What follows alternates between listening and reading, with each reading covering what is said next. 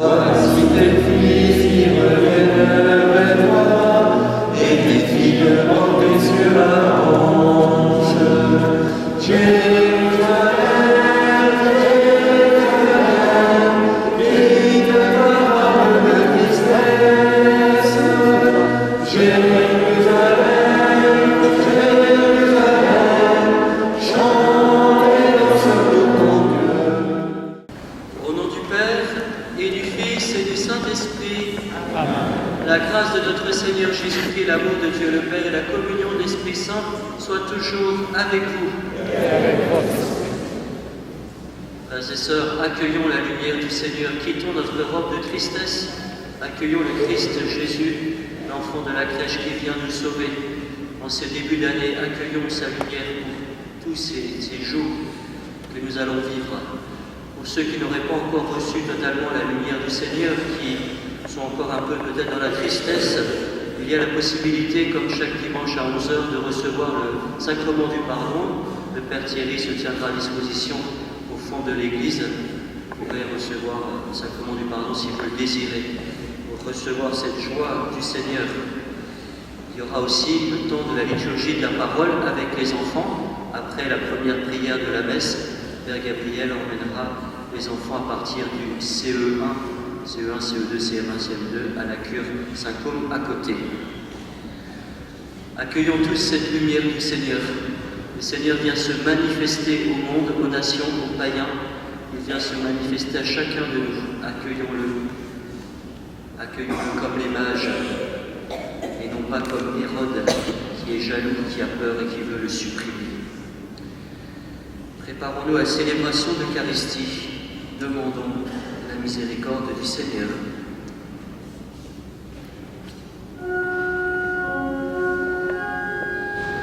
Seigneur Jésus, envoyé par le Père pour guérir et sauver les hommes, prends pitié de nous. Kyrie,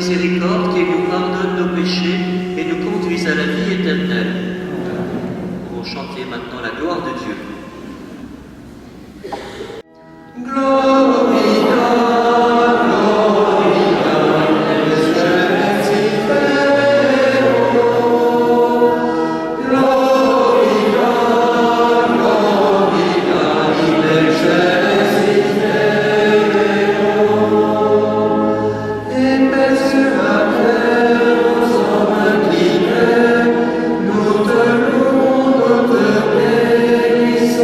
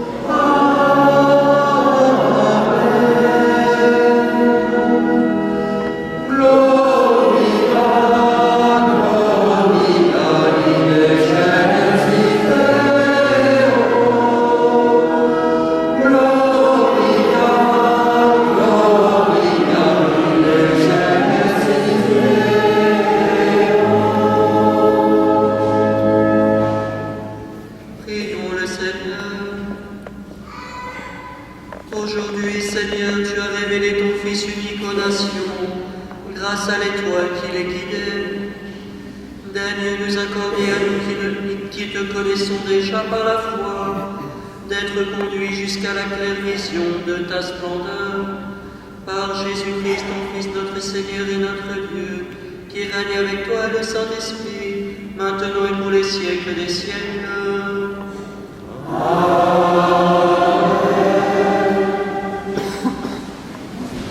J'invite les enfants de rejoindre, s'ils veulent bien venir, donc du CP au CM2.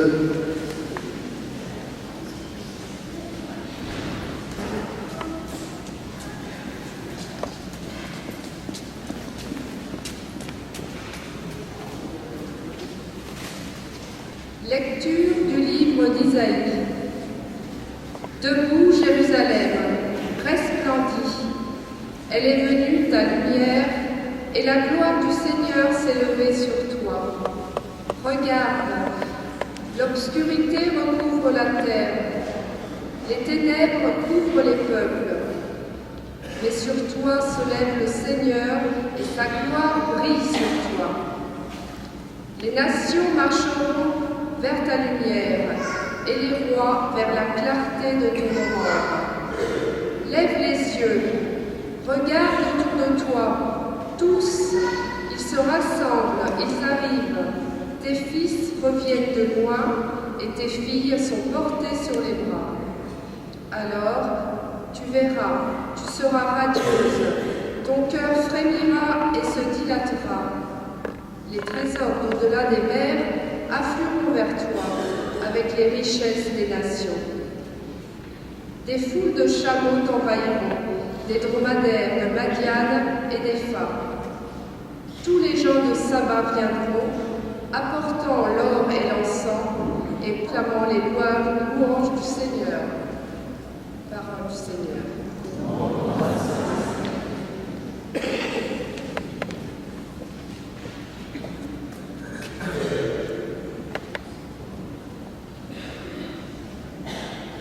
Parmi toutes les nations, Seigneur, on connaîtra ton salut.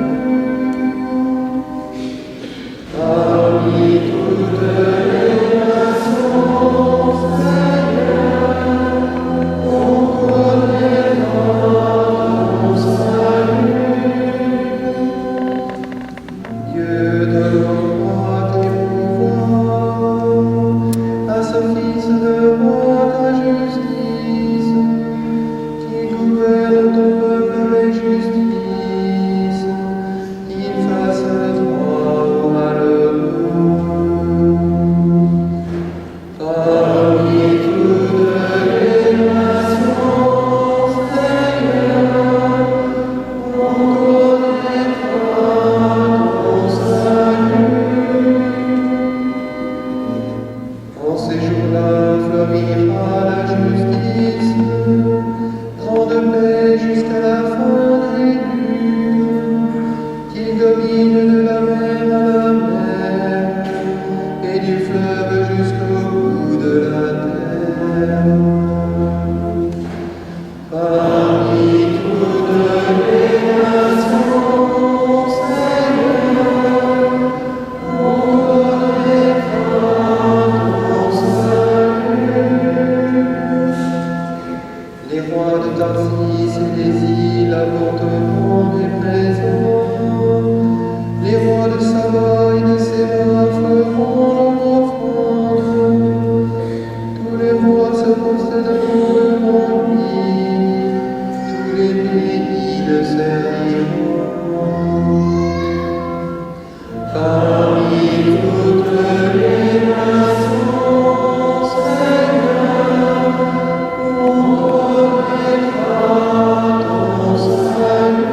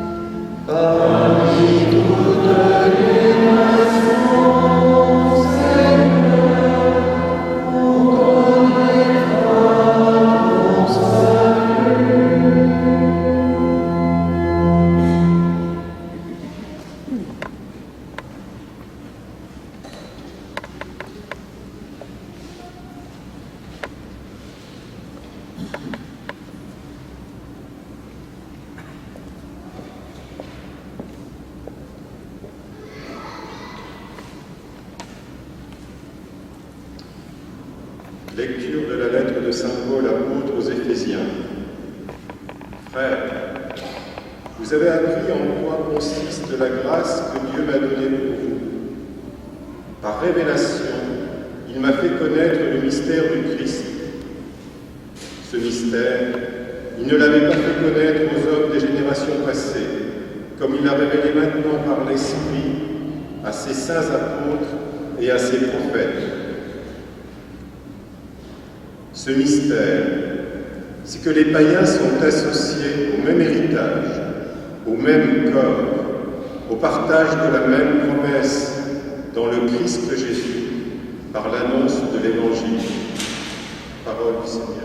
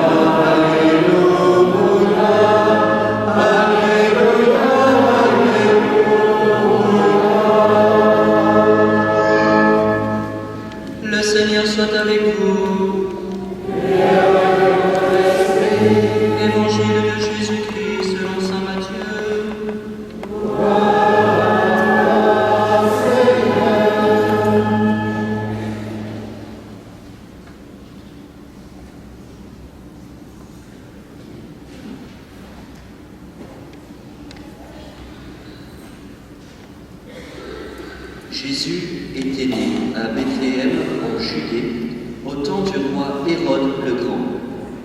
Or voici que des mages venus d'Orient arrivèrent à Jérusalem et demandèrent « Où est le roi des Juifs qui vient de naître? Nous avons vu se lever son étoile, et nous sommes venus nous prosterner devant lui. » En apprenant cela, le roi Hérode fut pris d'inquiétude, et tout Jérusalem avec lui. Il réunit tous les chefs des prêtres et tous les scribes d'Israël pour leur demander en quel lieu devait naître le Messie. Ils lui répondirent « À Bethléem en Judée, car voici ce qui est écrit par le prophète. Et toi, Bethléem en Judée, tu n'es certes pas le dernier parmi les chefs-lieux de Judée, car de toi sortira un chef qui sera le berger d'Israël, mon peuple. » Alors Hérode convoqua les mages en secret pour leur faire préciser à quelle date l'étoile était apparue.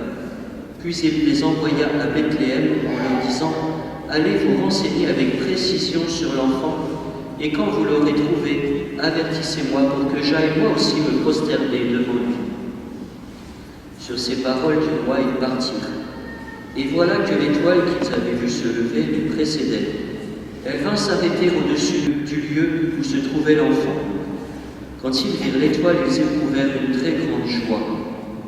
En entrant dans la maison, ils virent l'enfant avec Marie sa mère, et tombant à genoux, ils se prosternèrent devant lui.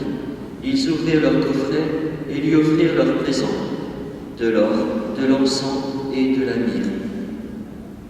Mais ensuite, avertis en songe de ne pas retourner chez Hérode, ils regagnèrent leur pays par un autre chemin. Acclamons la parole de Dieu.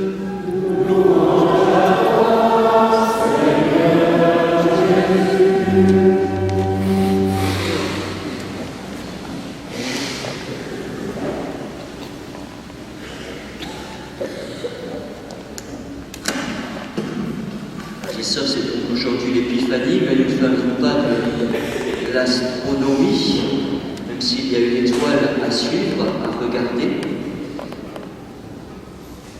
Cette étoile, nous voulons la suivre Quelle est cette étoile mystérieuse dans la nuit, pas celle de Tintin? Quel est ce signe? À quoi nous invite-t-il? On dit parfois qu'il faut suivre la bonne étoile. Justement, c'est cette bonne étoile que nous voulons suivre aujourd'hui. L'étoile, c'est le signe de la lumière. C'est le signe de cette clarté dans la nuit. Nous allons la découvrir, cette étoile. La nuit, nous en faisons souvent l'expérience. C'est la nuit des épreuves de santé, des épreuves dues à l'âge, moral défaillant, des problèmes familiaux, parfois des divisions, le chômage, la solitude, la pauvreté matérielle, le décès, les difficultés, les guerres, le terrorisme, parfois une météo capricieuse. La nuit, c'est ne ressentons pas de consolation. Dieu semble absent, sourd, lointain, inaccessible, se désintéresse de nous. La nuit, c'est peut-être la désespérance, la vie n'a pas de goût, personne ne m'aime, je suis déçu, trahi, je n'ai plus d'illusion. Les ténèbres, et nous allons les voir aussi dans l'Évangile d'aujourd'hui, c'est ce monde parfois égoïste qui vit dans la culture de mort, qui court à l'individualisme, au confort personnel et matériel, parfois dans l'injustice, le non-respect de la vie des plus petits et des plus pauvres. Alors, la lumière, elle vient, on ne s'arrête pas là. Cette étoile, elle s'est levée. Nous l'avons vu dans l'Évangile. Il y a ce mot. Nous avons vu, disent les mages, cette étoile se lever.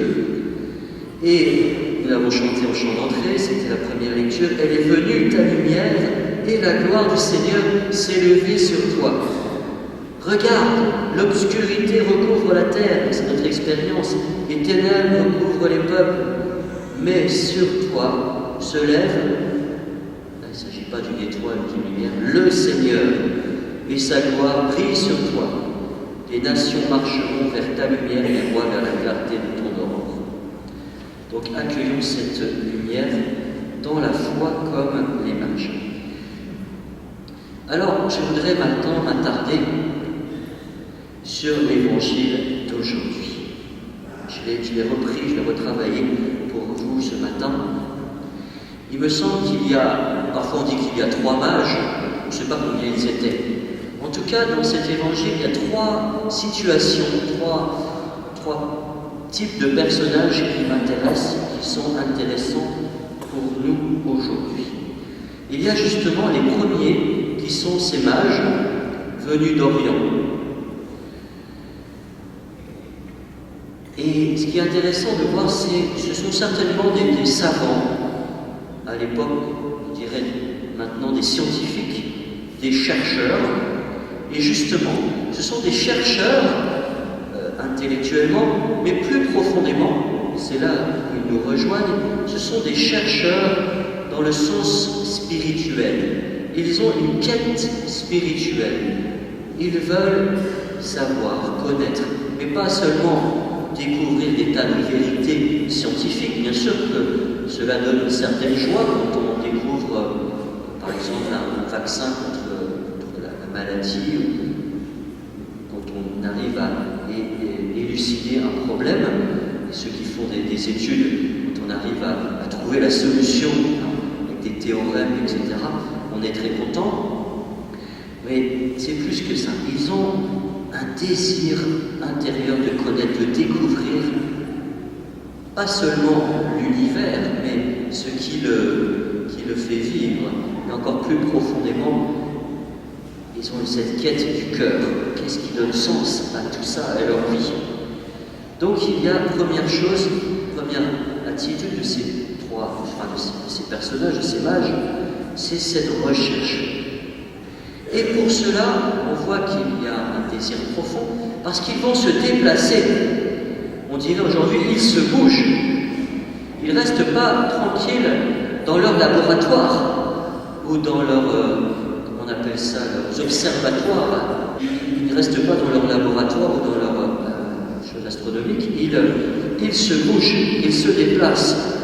On a entendu ils arrivèrent à Jérusalem. Donc ils ont dû faire un bon voyage. Et pourquoi se sont-ils déplacés? Parce qu'ils ont vu, ils ont repéré, encore fallait-il qu'ils soient ouverts à cela, ils ont vu cet astre nouveau à son lever. Donc deuxième attitude, première attitude recherche, deuxième attitude déplacement. Et je passe tout de suite à la fin du texte pour eux. Enfin, déjà, deuxième étape, ils voient à nouveau l'étoile, ils voient la deuxième fois. Et l'expression évangile dit, trouve une joie, une très grande joie. À la vue de l'étoile, ils éprouvaient une très grande joie. Une joie immense, dit le texte même en grec. C'est difficile à exprimer en français. Donc, voilà, ils ont trouvé le sens, ça y est, ils ont retrouvé. Et qu'est-ce qu'ils vont voir finalement? Ils vont trouver un enfant avec sa maman. Quoi de plus simple et de plus humble? Alors on n'explique pas qui il est, mais certainement que si il le trouve, s'il se prosterne devant lui et lui offre des présents, l'or et l'encens et la myrrhe, c'est qu'ils le reconnaissent comme le Sauveur, et plus que cela, comme Dieu, puisqu'il lui offre l'encens, et l'encens était réservé normalement aux dieux romains ou d'autres dieux, et notamment, et ce sera l'objet des persécutions des chrétiens, parce qu'ils offrent donc là de l'encens, qui était normalement réservé à l'empereur. Et quand on demandera aux chrétiens d'offrir de l'encens à l'empereur ou aux divinités, ils refuseront et ils seront mis à mort. Et ici, pas loin d'ici à Autun, dit Saint Symphorien, refusera d'adorer la statue de la déesse des saints, et bien sûr. Donc il se prosterne. Première attitude, recherche, déplacement, rencontre et adoration. Ça, c'est le premier attitude. Deuxième type de personnage, c'est Hérode.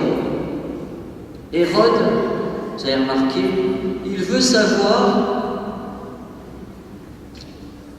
où est né cet enfant, qui est cet enfant. Il veut savoir, il y a une certaine curiosité, mais ce n'est pas un désir, une quête spirituelle. Pourquoi il veut savoir? Parce qu'il est inquiet.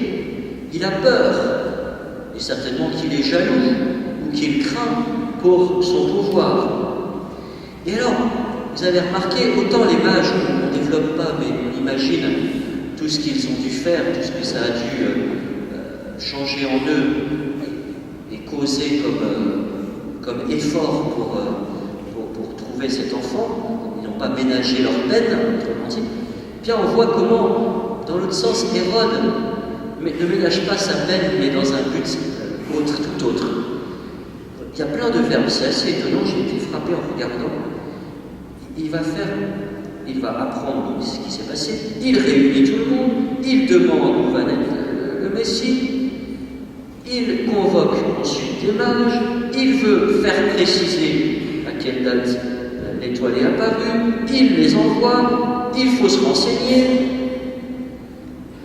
Ensuite, quand vous aurez trouvé, avertissez-moi. Vous voyez, il y a toute une espèce d'enquête qui est faite par Hérode.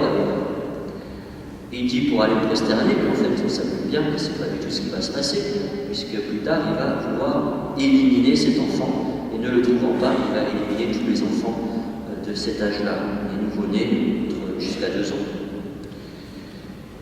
Donc vous voyez, deux attitudes très différentes. Et Hérode, quel est son désir? C'est de régner, de dominer. Et c'est ce pouvoir autoritaire avec l'utilisation de la répression. C'est ce qu'on va voir plus tard. C'est la suite de l'Évangile avec l'élimination des enfants innocents. Pouvoir cruel et despotique. Voilà la nuit. Elle est présente dans ce récit. Elle est présente. Attitude des mages, attitude d'Hérode. Je reviens aux mages juste pour terminer avec eux, parce qu'il y a un dernier verbe que je n'ai pas utilisé. Ils regagnèrent leur pays par un autre chemin. Et voilà, transformés par la rencontre du Christ, dont ils n'ont pas peur. Pourquoi auraient-ils peur d'un petit enfant? Mais ça va transformer leur vie. Ils ont accueilli vraiment cette lumière pour elle-même, cette lumière dévoilée, révélée par l'étoile, et ça va changer leur cœur, changer leur vie. Et pourquoi ont-ils pu accueillir cette lumière? Parce que justement, ils avaient cette quête spirituelle, ce désir, parce qu'ils se sont bougés, ils ont voulu humblement la recevoir, pas en disant nous sommes les grands savants, nous avons tout ce qu'il faut. Non, ils l'ont accueilli humblement, ils se sont prosternés, ils l'ont vraiment voulu et accueilli. Alors que Hérode, c'est cet orgueil, ce pouvoir dominateur et répressif, encore une fois. Ça peut peut-être nous faire penser à certaines choses autour de nous. Et alors je finis, il y a un troisième personnage, le plus important, c'est Jésus, bien sûr, qui est là, cette lumière. Et alors Jésus, qui est-il? Qu'est-ce que nous apprend ce texte? Est-ce qu'il est le roi des Juifs comme le pensaient au départ les mages? C'est pour ça qu'ils sont venus le chercher directement au palais d'Hérode et dans la capitale, dans des endroits clinquants, des endroits glorieux, riches. Non, il n'est pas le roi des Juifs. Bien sûr, il sera marqué sur la croix qu'il est le roi des Juifs, mais il n'est pas seulement le roi des Juifs, il est le roi de tous les hommes, de tout l'univers. Et c'est pourquoi les mages se prosternent devant lui, qui sont des païens. Mais ce n'est pas cela le plus important du texte. Il ne veut pas être d'abord reconnu comme le roi des Juifs. Qu'est-ce que disait l'Écriture que vont rappeler les prêtres et les scribes? Qu'est-ce que rappelle l'Écriture?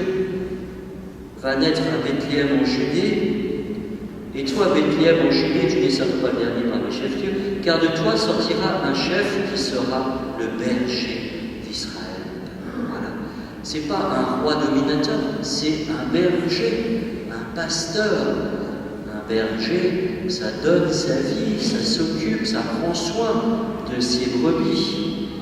Humblement, un berger n'est pas quelqu'un qui domine avec autorité. À Bethléem, je ne sais pas si vous le savez, c'est le lieu de la naissance de l'ascendant de Jésus, le roi David, qui était lui-même berger. Tiens, berger d'Israël. Et alors, on utilise le mot chef, c'est peut-être un peu fort. J'ai trouvé une autre traduction dans le grec, et c'est très intéressant. C'est le conducteur, celui qui conduit,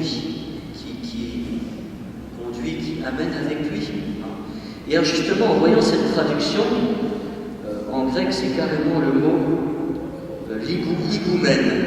L'igoumène, c'est les moines orthodoxes qui sont un peu les pères de leurs frères, qui accompagnent les igoumènes, ceux qui montrent l'exemple justement. C'est très beau. Et alors, j'étais frappé aussi par ce mot-là parce que le conducteur, ça vous rappelle peut-être quelqu'un dans l'histoire qui a voulu s'appeler le conducteur. Alors il y en a un en Italie qui s'appelait le duce, celui qui veut conduire. Et puis il y en a un autre en Allemagne qui s'appelait le Führer. Voilà le conducteur. Quel conducteur nous voulons suivre? Un conducteur comme Hérode, dominateur, avec un pouvoir répressif, ou Jésus qui nous conduit humblement, comme un tout petit enfant, pauvre, humble, dépendant, et qui se livre. C'est à cette lumière que nous sommes invités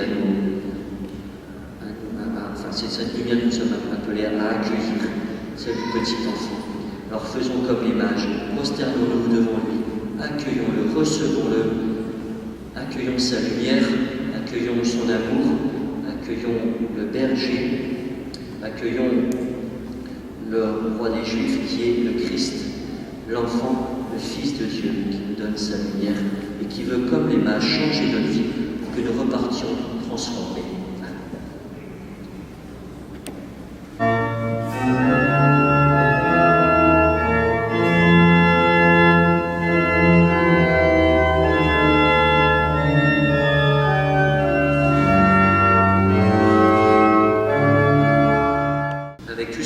reconnu. En Jésus, le Fils de Dieu, proclamons notre foi.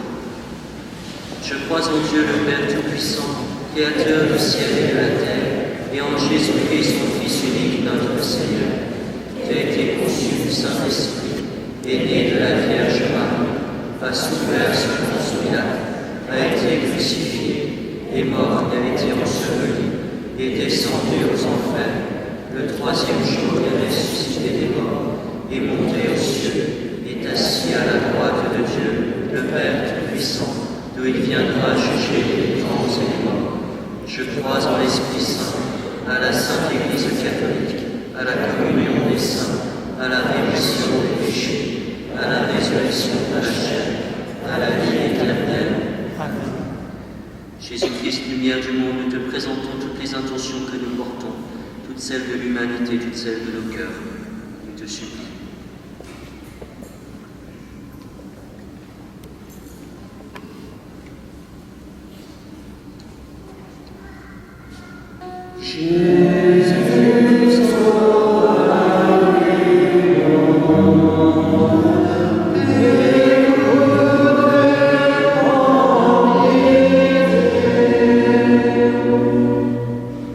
Que l'Église soit fidèle à présenter le Christ lumière des nations, afin de rassembler tous les hommes, et qu'elle porte l'amour de Dieu jusqu'au bout du monde. Que le dialogue de l'Église catholique avec les religions non chrétiennes porte des fruits de paix et de réconciliation. Seigneur, exauce-nous.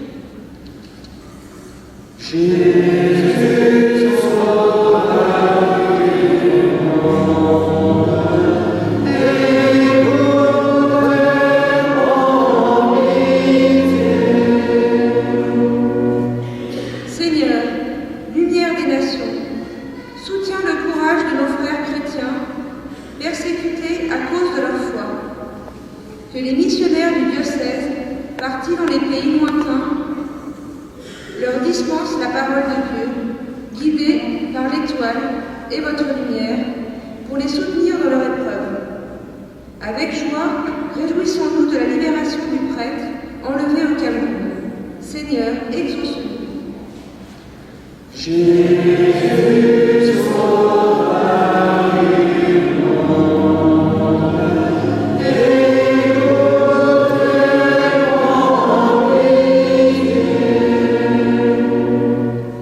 Que notre communauté paroissiale, rassemblée autour du Christ, lumière des nations, suive le chemin qui mène à Dieu dans un esprit universel et missionnaire, et qu'elle accueille ce message de paix et d'espérance pour communiquer la joie et la lumière. N'oublions pas dans nos prières les otages encore prisonniers et demandons avec foi à Dieu qu'ils soient bientôt libérés. Seigneur, exauce-nous.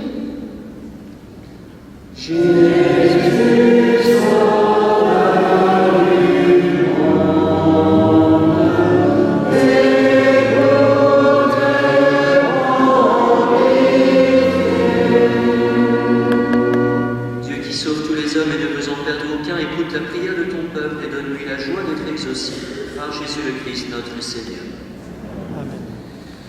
Bien sûr, la quête de ce dimanche est pour les églises d'Afrique. Soyons généreux, c'est chaque dimanche de l'Épiphanie.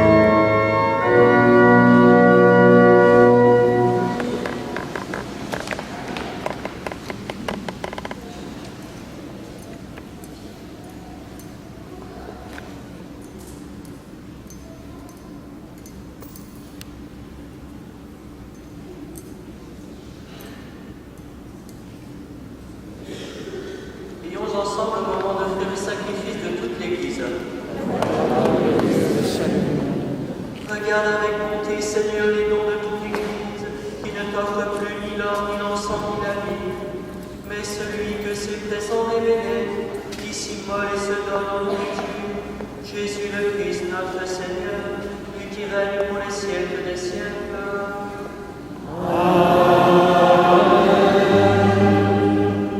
Le Seigneur soit avec vous. Et avec votre esprit. Élevons notre cœur. Nous tournons vers le Seigneur.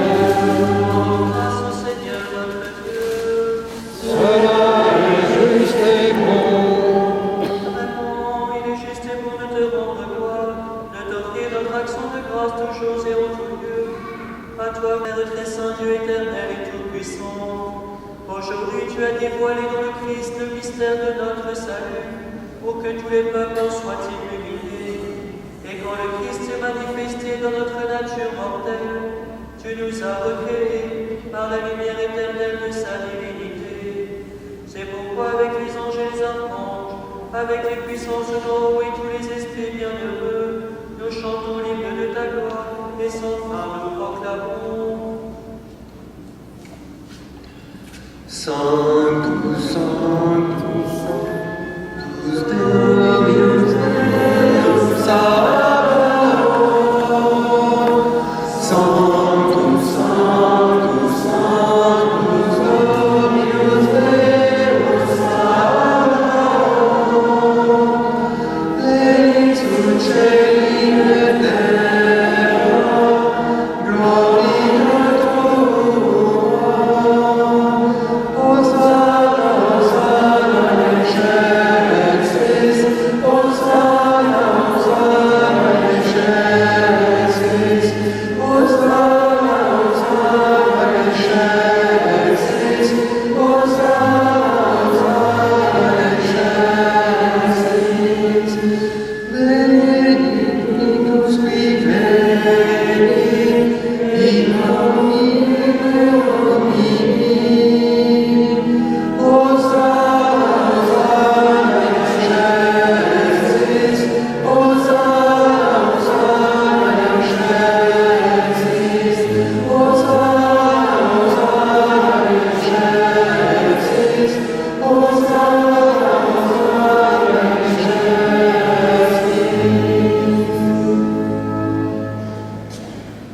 Tu es vraiment saint, Dieu de l'univers, et toute la création proclame ta louange.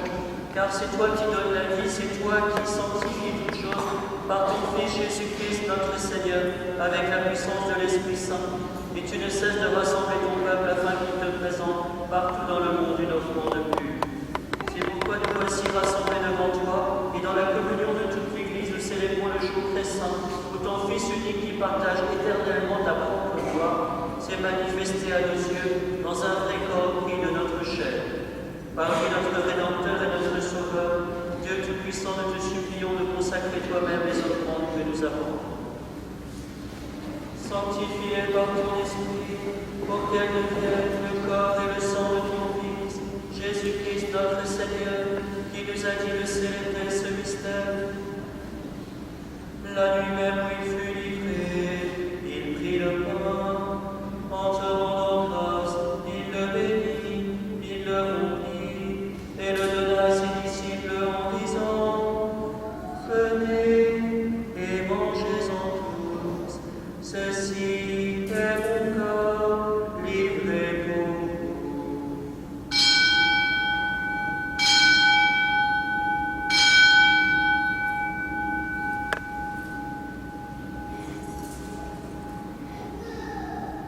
De même, à la fin du repas, il prit la coupe, en te rendant grâce, il la bénit et la donna à ses disciples en disant: Prenez et buvez-en tous, car ceci est la coupe de mon sang, le sang de l'alliance nouvelle et éternelle, qui sera versé pour vous et pour la multitude, en rémission des péchés.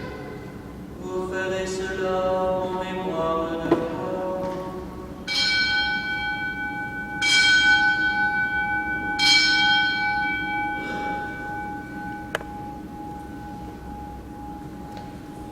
Chantons et proclamons le mystère de la foi.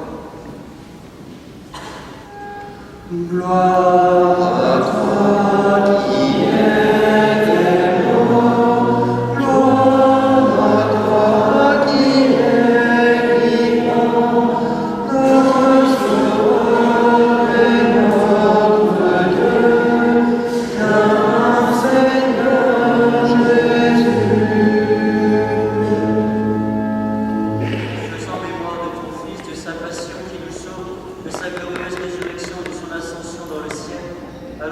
attendons son dernier avènement, nous présentons cette offrande vivante et sainte pour te rendre grâce. Regarde, Seigneur, le sacrifice de ton Église, et d'elle y reconnaître celui de ton Fils, qui nous a rétablis dans ton alliance. Quand nous serons nourris de son corps et de son sang, et remplis de l'Esprit Saint, accorde-nous d'être un seul corps et un seul esprit dans le Christ.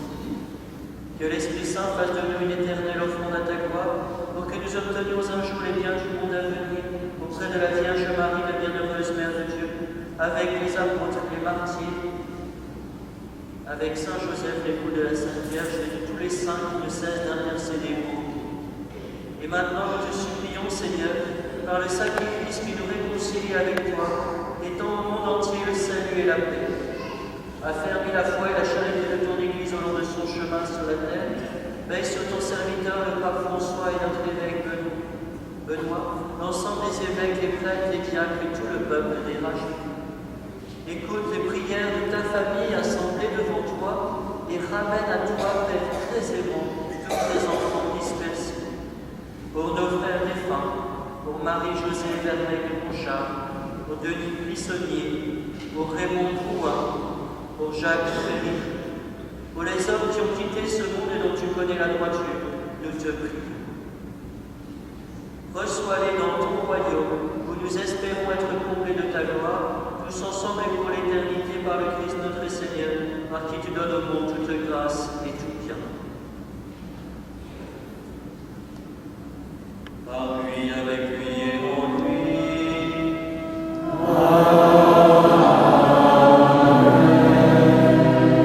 Toi, Dieu le Père Tout-Puissant, dans l'unité du Saint-Esprit.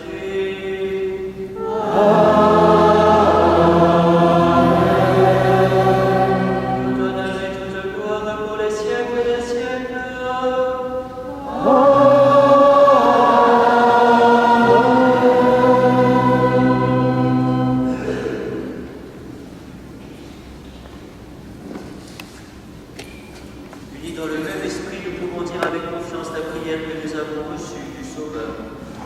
Notre Père, qui es aux cieux, que ton nom soit sanctifié, que ton règne vienne, que ta volonté soit faite sur la terre comme au ciel.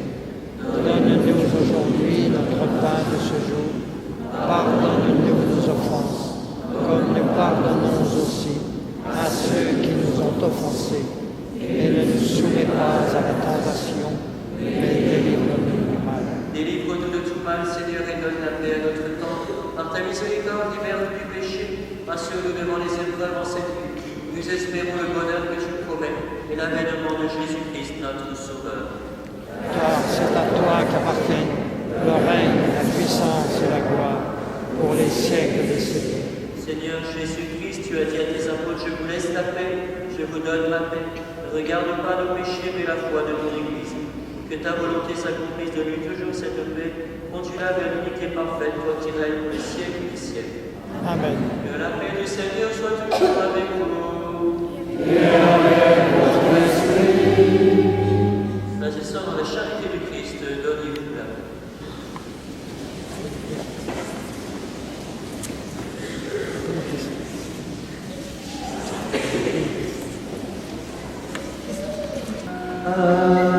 Agnus Dei, qui nobis peccata omni, miserere nobis, miserere nobis,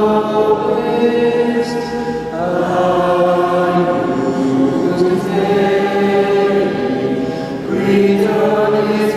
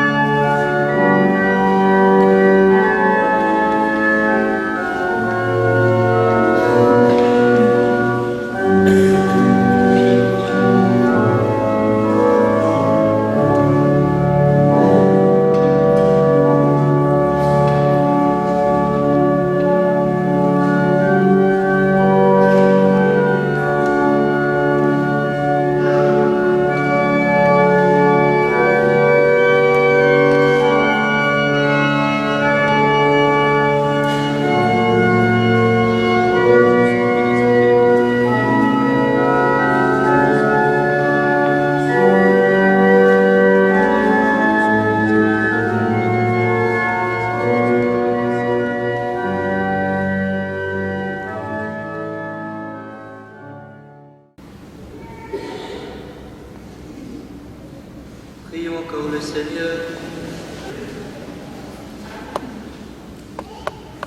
Que la clarté d'en haut, Seigneur, nous dirige en tout temps et en tout lieu. Et puisque tu nous fais communier à ce mystère, puissions-nous désormais le pénétrer d'un regard pur et l'accueillir d'un cœur plus aimant. Par Jésus le Christ, notre Seigneur.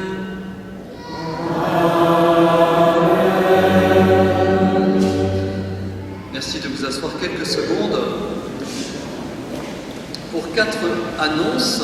La première de la part de l'équipe sacerdotale, bonne et sainte nouvelle année civile. Deuxième annonce va être dite par Marie et Hubert, s'ils veulent bien s'approcher.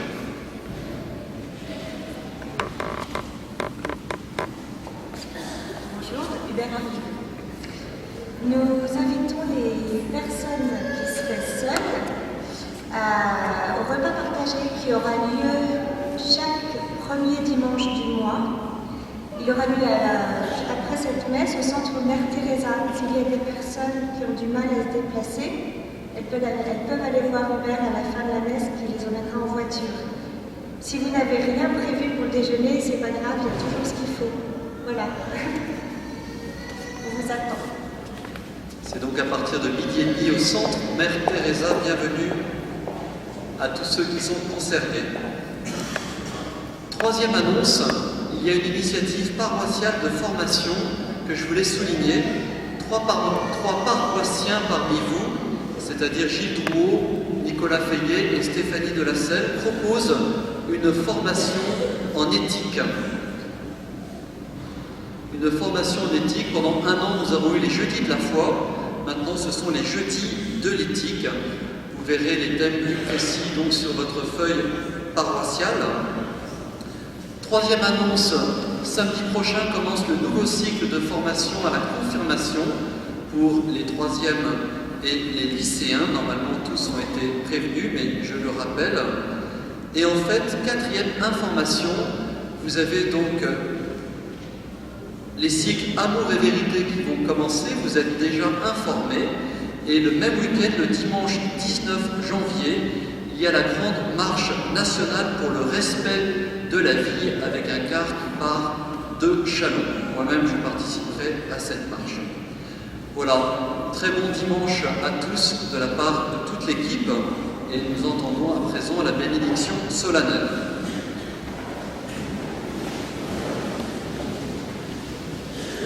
Dieu vous a appelé dans votre nuit pour que vous entriez dans sa lumière, qu'il bénisse en vous la foi, l'espérance et l'amour, et qu'il les fasse croître et donner leurs fruits.